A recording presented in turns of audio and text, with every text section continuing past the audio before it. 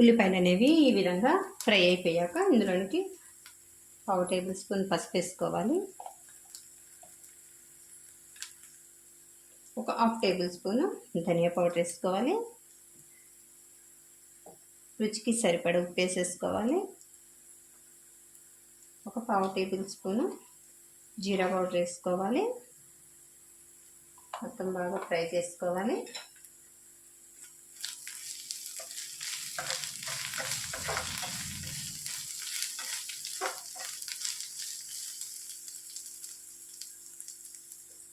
ఇందులోనికి ఈ టమాటా వేసేసుకోవాలి.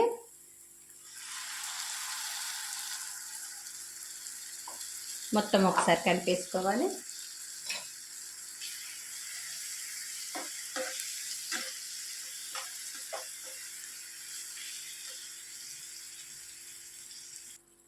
కొద్దిగా వాటర్ కూడా పోసుకొని టమాటా అనేది పచ్చివాసన పోయేంత వరకు స్టవ్ మీద ఉంచేసుకోవాలి. ఒకసారి కలిపేసుకొని మొత్తం ఉడికించుకోవాలి.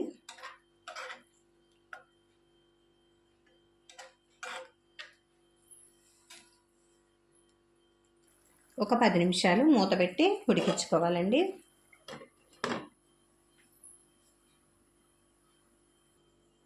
మూత తీసి చూసుకొని ఫ్రై చేసుకున్న వాటిని వేసేసుకోవాలి. ఒకసారి మొత్తం కలిపేసుకోవాలి.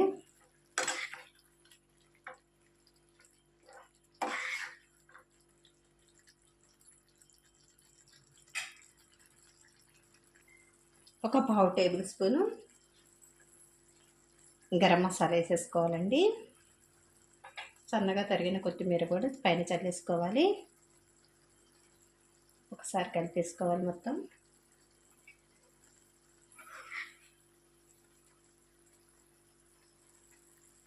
స్టవ్ ఆఫ్ చేసుకొని సర్వింగ్ బౌల్లో తీసేసుకోవాలి.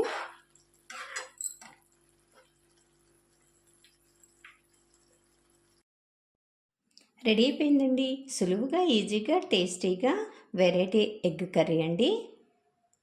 ఈ కర్రీ వేడివేడి అన్నంలోనికి, చపాతీలోనికి, పరోటాలోనికి, పూరీలోనికి చాలా టేస్ట్ ఉండిద్దండి. మీరు తప్పకుండా ఈ వెరైటీ ఎగ్ కర్రీని ట్రై చేసి చూడండి. ఎలా వచ్చిందో కామెంట్ చేయండి. మరిన్ని టేస్టీ రెసిపీస్ కోసం అంజు రుచులు ఛానల్ని సబ్స్క్రైబ్ చేసుకోవటం మర్చిపోవద్దండి. Thanks for watching. బాయ్ అండి.